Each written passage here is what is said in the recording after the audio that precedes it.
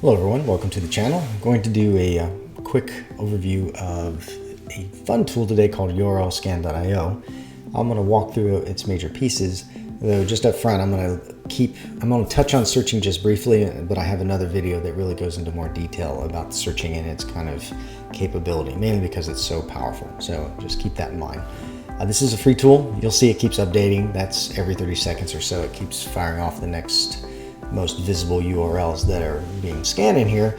And so that kind of opens up the door to talk about what this is used for.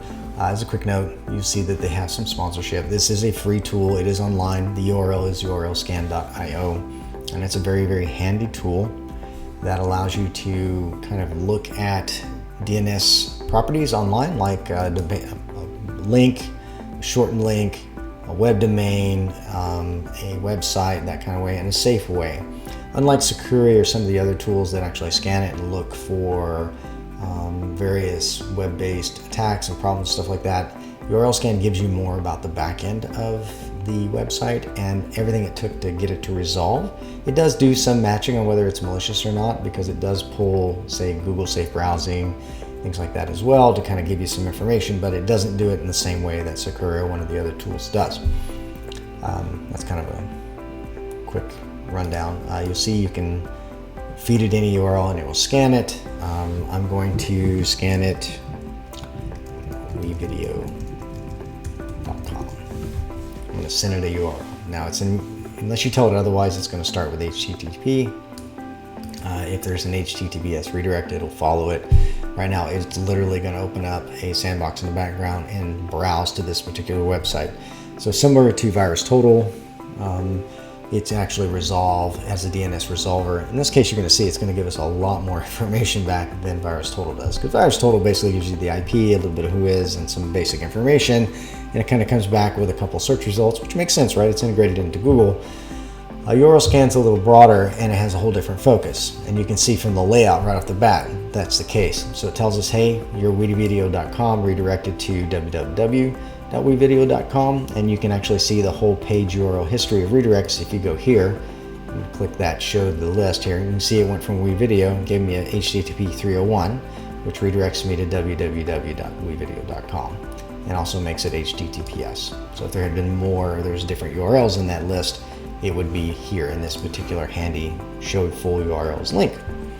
It detected 3 technologies, and you can actually expand. You'll see that it ran a regex and said, hey, in the HTTP servers, we saw an Nginx response. And here's the regex pattern. You'll see that for all these in the resultant page, it found Google Analytics and Google Tag Manager. And you can kind of take a look at how they made their detections. And yes, I'm going to jump all over the place, because it isn't necessarily that you start at the top in this kind of response. It really does depend on what you're looking for. So since I'm over here, you'll see some statistics which could be useful. You can actually search on these statistics using the API or in the search part. They have a field that lets you give a keyword and say, okay, I want any page that did 62 requests or not. That's kind of a different video, like I said earlier, but you can get a snapshot of what it saw, which can be useful. Just be careful, it is visual, so if you go to one that has not safe for work kind of content, it will show up. There is no safe mode there, so keep that in mind if you have company and you're looking at things, or you're looking at IPs and it leads to what these snapshots might resolve to.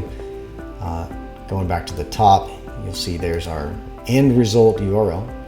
So this was, and that's the IP it's on. Okay, so this is what we submitted. So that's the task URL. So keep that in mind, because inside of URLscan, if you do searching, you're going to have to search by the task URL if you're interested in finding URLs that were submitted. When you do a page.domain or a domain search, you're going to get the effective URL in most cases, which is going to be the end result URL. Sometimes they're widely different, so it depends on what you're looking for in this case and what you would want. But it does nicely give both, and then it gives, if there's a chain of things in between, it gives you those redirects or URL history there.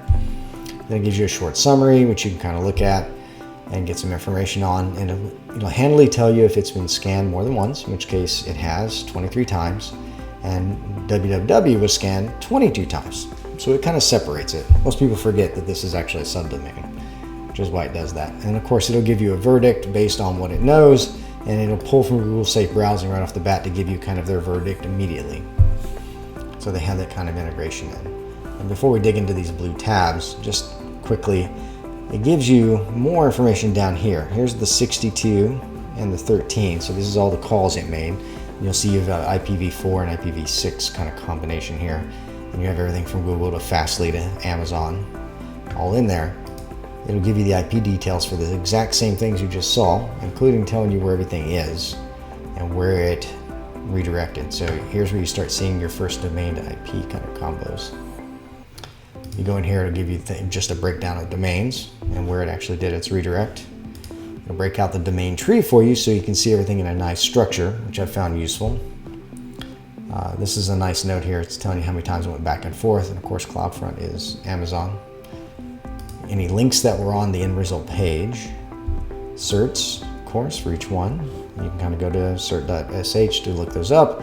And of course, any frames. And it isn't surprising that there's an iframe here. So this can kind of help you contextualize what you're going to see when you go up here and you start looking at the tabs. This tab goes into much more detail than this. So let's go to HTTP transactions. So this is a list of those 62 HTTP transactions that were referenced here. It's going to tell you that 40 of those transactions happened right here on this particular IP. So do keep that in mind, because that's not always apparent here. And you can figure it out by looking at these IPs. This is the IP that did 40 of those transactions. So if you know this is a known good, for example, you could exclude that one. If you knew it was bad, you could follow it. And it gives you a sense on how interactive it was with this particular web page. So here at the top is always the primary request. That's why it has this fun tag. And it'll show you its response separately. In fact, anything that had like more than a go get and come back with kind of setup, like a script or a call to a server or things like that, it's going to try to capture it and show you that response. And you can see there's a couple of them here where it invoked different scripts and it's had a response when that happened. Let's talk about this one. Now you can look at this a couple ways. If you click the button, it's actually going to give you what came back from that request. And you can see here I got a web page. So this is the web page that we're seeing. You can also see that if you go to DOM or content, which we'll do here in a second. You'll also notice there's an hourglass here where you can view things. If you click it, it gives you more general information about this one item. So in this case, we'll see there's the full URL, what protocol it used, what security it had, so TLS 1.2. This is its encryption scheme, what server it called and where, reverse DNS for that. It's running Nginx server, and it gives you a hash. So if I clicked on this hash, it would search for this particular hash value. That's one of the things you can search for inside of there. Now this hash is a hash of that content response I just got. I'm not going to click on that right now, but you can. You can also come over here and check on archive.org, have it show headers, and actually download it if you want. Headers can be useful, but it's kind of a big digest for you to look through, but these are the HTTP headers. So it's issued a GET request, so that's on the left, and what it responded with is on the right. So here's what it requested. Video, here's the scheme, here's the user agent, here's what was acceptable, and you can see the fetch. So like everything's like very broad and very open. You can actually tailor this on the front end when you do your request at the beginning, which I'll cover here in a second because I did not do that. And this is what it got back as a response. There's your cookie, here's the Nginx server, same origin, and so on and so on. So that can be a lot, so I'm gonna just close that down. You can click this and it'll actually compress it back down as well. And you can do that for any one of these and see everything if you like. Now, I don't necessarily suggest that, but you can here, for example, this is another script call. Here's what the request was in the refer. Here's what came back. Here's the actual response. So you can see the script that was called and what it passed. You kind of take a look at it. You can follow this. I'm going to open this in another tab because I don't want to take our window. And essentially, if you call this one, you can see here it's just passing that URL to archive.org. We'll give that a second to resolve. Close that down. So you can kind of go through each one of these. And each one of these has whatever its status was. So this was an HTTP GET. It came back with a 200. Here's what it is. Here's what the actual one was. Here's the name of it. Here's the response. Again, you can get details. You can kind of go down the list. I don't want to go through 62 of these, but you can kind of get the sense of what's here. So it gives you all those HTTP transactions. You don't actually have to scroll back and forth. If you want to just see all images, you can. That's what this handy set of links up here are for. It gives you the fact that there's a ton of images, and if you look, they all came off that server that had 62 requests. No surprise, that's where all these are being held. If I want to look at cascading style sheets, same thing. Again, the majority are coming off of one location, and then I have this one outlier that I might chase down if I was interested in looking at this CDN. So CDN Content Delivery Network, that's Fastly. That's probably a these won't expand. That's weird. There we go. I wonder why that won't work. Maybe it's disabled in this table. Possibly. But we can still look at it, and including its headers. So this is my outlier. That's the only reason I'm pulling it up. It came from a content delivery network called getambassador.com off of a Fastly IP. Same setup. Here's my Fastly. Let's run a cowboy. Here's my resource hash. And you got a couple items over here. So if I was suspicious of this, this would be the one I would chase because it's my outlier. Here's Ajax calls. You can get all just the scripts and so on. You can kind of pull things out and isolate. You know, like in the HTML calls, there was basically these two. And so we have an iframe here, it looks like, and we have the primary page. So you can kind of figure it out. And then, of course, you can get everything. If there's redirects, you can jump to this tab and look at the redirects, which we kind of did on the front. Links are links inside of the content that came back that are visible. So here's all the links that are there. Again, you can search, which will get search inside of URLscan. Search by the domain, or you can search by the actual URL that's here. Kind of useful. Behavior. So I like this one, but it takes a lot to explain. So if you are, and this is interesting, but this is not analysis that's good for a beginner necessarily, but it kind of goes through at a behavior level and talks about the variables and the cookies and things that are set here inside the web page and its interaction. I'm just going to mention that it's here more than anything else. If you already know this analysis, this is a great place to go to get more information and kind of follow pieces. If this is brand new for you, this can be a little daunting, but just know that this is also here under the behavioral tab. And these are items that can be searched on. It's nice in that it compresses all the indicators, so you get all your domains that were visible, all your IPs, and then a hash for each one of the resources that was called. So you've got 62 plus here. Downside is you don't know what each one of these link to. So if I just click on one of these, it's going to search for it, and I'm going to come up with a wee video, but I don't know what I actually searched on. So I don't like this tab to follow these kind of hashes, but it is handy when it comes to following, say, IPs, like this IPv6 IP, which will take me to its version. You'll see here, this is a google.nl.es and so on. You're getting assigned a Google item here. And again, these are the snapshots. I'm like, be careful when you're looking at it because you don't know what you're going to get. Now, since I'm here, I'll go ahead and cover this and I'll tell you how to get here directly. If you click on any IP, IPv4, IPv6, it's going to take you to this page. Now you can get to this directly by actually typing in directly here where you go /IP/ and then the IP you're looking for, be IPv4, IPv6, it doesn't care. Or you can find it by jumping to, like I did, from any part where an IP is referenced and it's hyperlinked. It really doesn't matter. Same thing for the ASs and these other items. What this does is it tells you that this IP resolved the following direct hits, which again will be the end result, so page.domain kind of hits. That will be here. And of course, snapshots and stuff will be down below. Give you some general info about the IP and allow you to open this IP inside of a search if you wanted to. And of course, follow the route, which is the CIDR, or the AS, or even the pointer page if you wanted to, if you want to follow those DNS records. And it'll tell you incoming hits. So these are, as it says here, summary pages that talk to this IP address. So all of these talk to one or more of these, what looks like park pages possibly, or just Google responses for failure from these IPs and these domains. And you can see you have a lot of Google kind of crossover and a couple of outliers. So this side talked to this side. That's the biggest thing you need to remember. Excuse me. And the most common thing was this domain here, which was called 221 times. And of course you get, like I said, screenshots and then related infrastructure, which is the ones up there. So this can be a very useful page. Oh, let's see if our Wayback Machine. Did not resolve, but it says it's available. We'll pass right now. So getting back to our original one, you can jump to any of these IPs. You can do the same thing for a domain, which since I've already jumped in, let's do it again. Let's do typekit. It'll give me something similar to the IP. Again, you could go to it manually by doing /domain and then the name of the domain. Of course, you can put the IP, or you can do the same thing with IP. It's almost the exact same structure. You get a live snapshot, you get some general info, you get a little bit more IPv4, 86 info this time.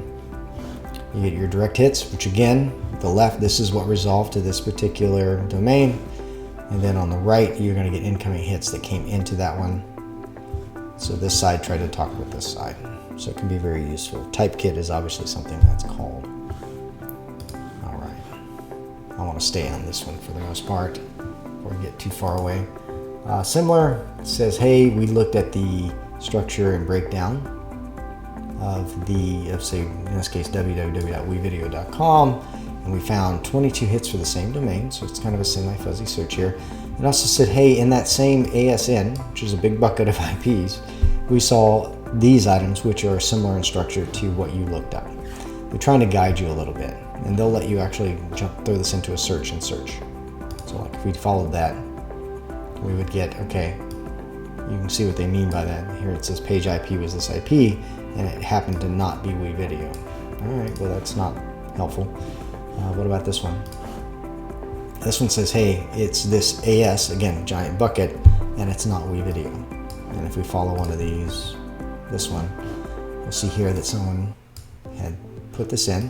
You can see from this RDNS, it's an API of some kind that called on that IP and it failed. You can chase these down. This request cannot be found. That's the response there. You can kind of dig into it. You can see it called that IP in that particular AS bucket, which is obviously an Amazon bucket, and it did not get a response. So that's a terrible example, but let's see if we can do one here. What's this Croft Media? All right, so again, in the same AS, similar structure in that it called an IP in this AS, and it did not happen to be WeVideo. Now this is, I'm not going to go farther on this because it's actually a terrible search for us to use. It's too big, it's too broad. If this was a little smaller, then that might be useful. But there's different things for you to remember. So 22 hits for the same domain, that's that search. 0 hits for the same IP but different domain, that's the search. 10,000 plus hits for the same AS, and no hits for the search. So there's 4 places you get that are actually searched. So again, just as a repeat, there's 4 areas that you need to look at when you're doing your searching that could have happened. So let's go back to the summary. That was the similar piece. DOM gives you the actual breakdown of the document object model for the end result page. You can go through the text that was actually provided, which we're not going to do. Go back to summary, and you can of course download it or look at it raw. Content does something similar, but it breaks it down and gives you any analysis on forms and their posts, as well as some breakdown of text. So it kind of just takes the DOM and puts it in a different view for you to make it a little bit easier. And then of course, if you want to see the API, you can. So it kind of does an API piece, which I'm not going to follow today.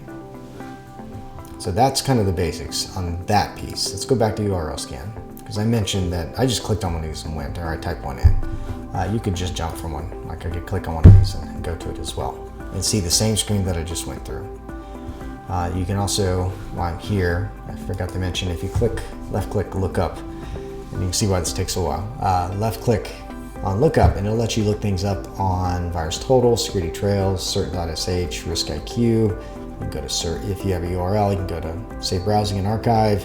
You can actually pivot there. It's kind of pretty much the same thing. But if you look at this down below, down here, when I'm mousing over it, you're going to see that you're pretty much getting the same thing here and here. It doesn't change much. I don't know why they say it differently, but basically you can send the IP to those places, or you can send the URL to a couple other places, which can be useful. You can actually go to it, which I don't suggest you do. You can report it, of course, and of course you can rescan, kind of important things. You see I keep clicking here. You click here, it takes you back to the front page. You can see that you're doing a public scan, which makes me want to talk about the options. So let me click options here. In most cases, a public scan is completely fine. You're making it visible to anybody and everybody. That's what this constant returning list of URLs is all about. You can also say, no, I don't want people to see what I searched on, or I scanned on, and make it unlisted, which means it doesn't show up here, but it's still visible to searching. So somebody with the API or the search can actually look at what you looked at. And of course, you can also flag it as private. And of course, private means only you can see it, but it also makes it hard to come back to. So if you make something private, you have to keep the URL that end results from, when I mean URL, the URLscan one, that is the end result of your search, or you're not going to be able to come back to it. Even if you're logged in, you can lose track of it. So keep that in mind.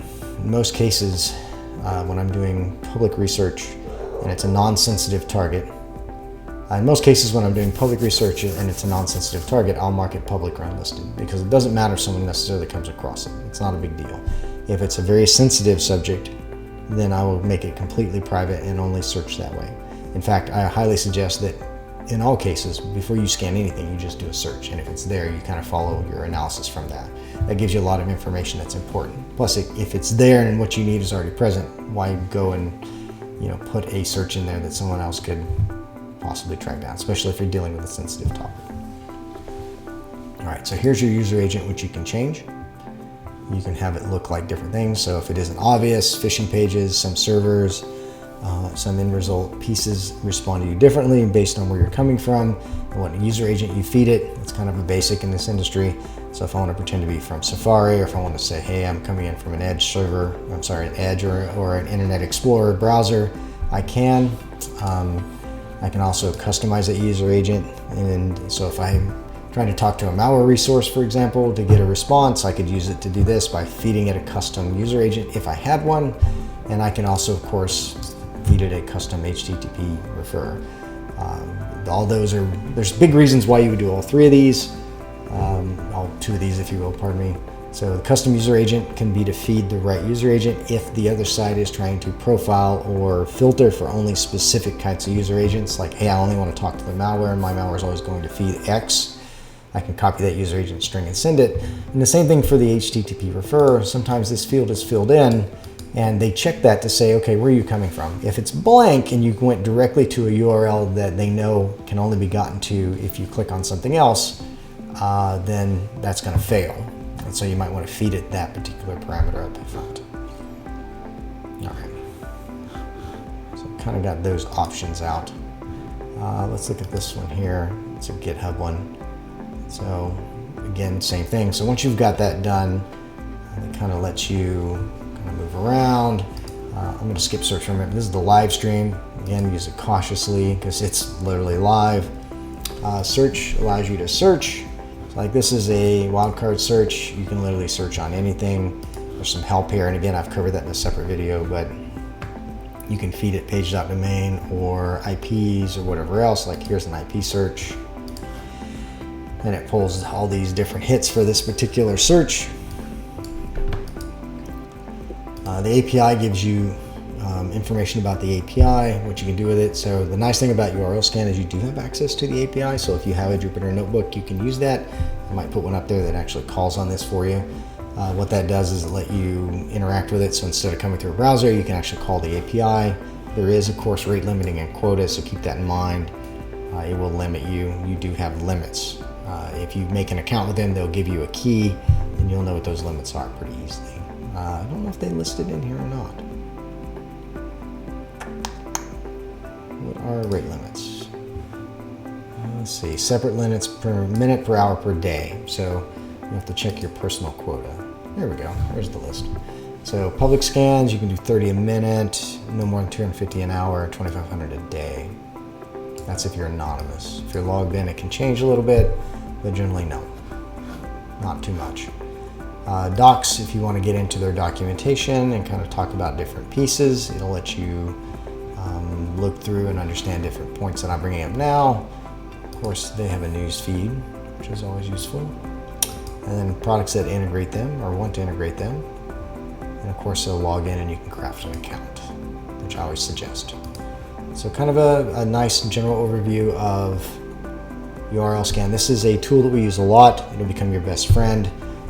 There's a lot of things down here you can click into. Biggest thing you can do, and the best thing you can do, is just start exploring.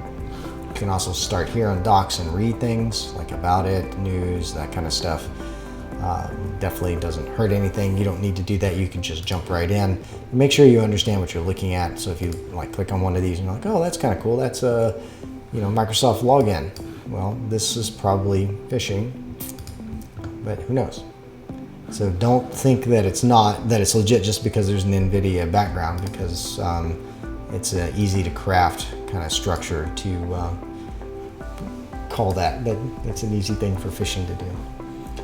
So I won't get into all that. As you can see, it's got a whole list of redirects here that make this kind of interesting. So I love URLscan for what it can do. It's got a lot of capability. Like VirusTotal, will probably become one of your quick go-tos that will help you understand and do your research. So thank you for your time. Thank you for spending some time with me today. If you like this overview, make sure, even if you don't like or subscribe to the channel, that you go look at the searching video, because it goes into the search piece a lot more than what tiny bit I touched on today. But hopefully you're having a good day, and I will see you in a future video.